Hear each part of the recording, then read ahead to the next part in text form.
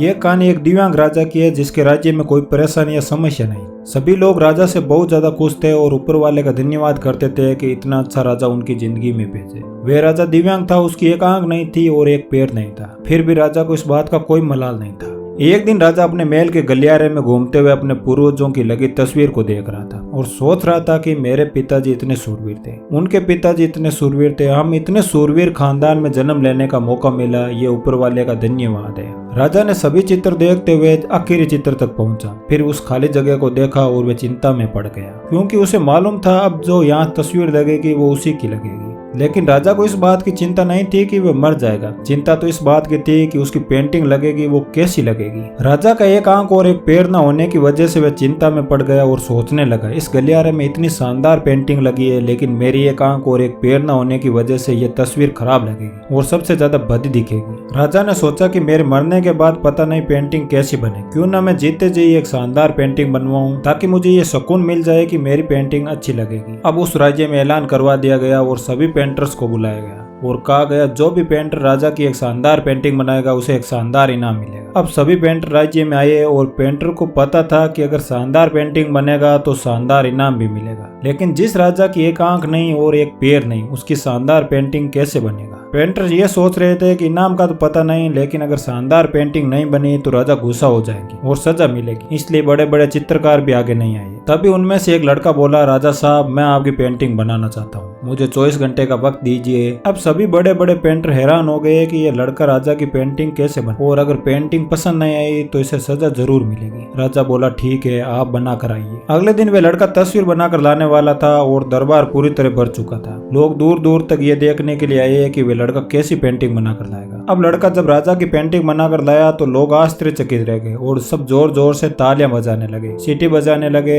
और जब राजा ने पेंटिंग को देखा तो वह खुश हो गया और बोला वाह, इससे अच्छी पेंटिंग तो पूरे गलियारे में नहीं होगी। राजा ने उस लड़के को बहुत सारा इनाम दिया। अब आप सोच रहे होंगे कि राजा की क्या पेंटिंग बनी होगी, जिस राजा की एक आंख नहीं एक पैर नहीं कैसा पेंटिंग बना होगा। उस तस्वीर में लड़के ने राजा को एक घोड़े पर सवार किया और एक साइड से एक राजा का पैर दिख रहा और राजा तीरंदाजी करते हुए निशाना लगा रहा था। निशाना लगाते वक्त एक आंख बंद हो जाती है और लड़के ने उस राजा की वही आंख बंद की जो राजा के पास नहीं। इस तरह से लड़के ने राजा को निशाना लगाते हुए घोड़े पर सवार दिखाया, जिसे एक आंख बंद और एक पैर ही दिखाया। इतना शानदार पेंटिंग बनाया कि वे अब तक की सर्वश्रेष्ठ पेंटिंग थी। उस लड़के के सामने चुनौती भी थी और संकट भी था, लेकिन उसने सकारात्मक का साथ नहीं छोड़ा। जिंदगी में आप जिस भी मुकाम पर हो, जिस भी संकट में फंस गए हो, जिस भी स्थिति में हो, अगर आप सकारात्मक का साथ कभी नहीं छोड़ते हो तो यकीन मानिए आप उस संकट से बाहर निकल जाएंगे। दोस्तों हमें इस कहानी से यह सीख मिलती है कि हमें जिंदगी में कभी भी उम्मीद का साथ नहीं छोड़ना चाहिए। जिसने उम्मीद का साथ छोड़ दिया तो फिर जिंदगी उसका साथ छोड़ देती है। हर पल सकारात्मक रहिए, खुश रहिए और ऊपर वाले के आशीर्वाद के साथ और अपनों के प्यार के साथ अपनी अच्छी जिंदगी जिए।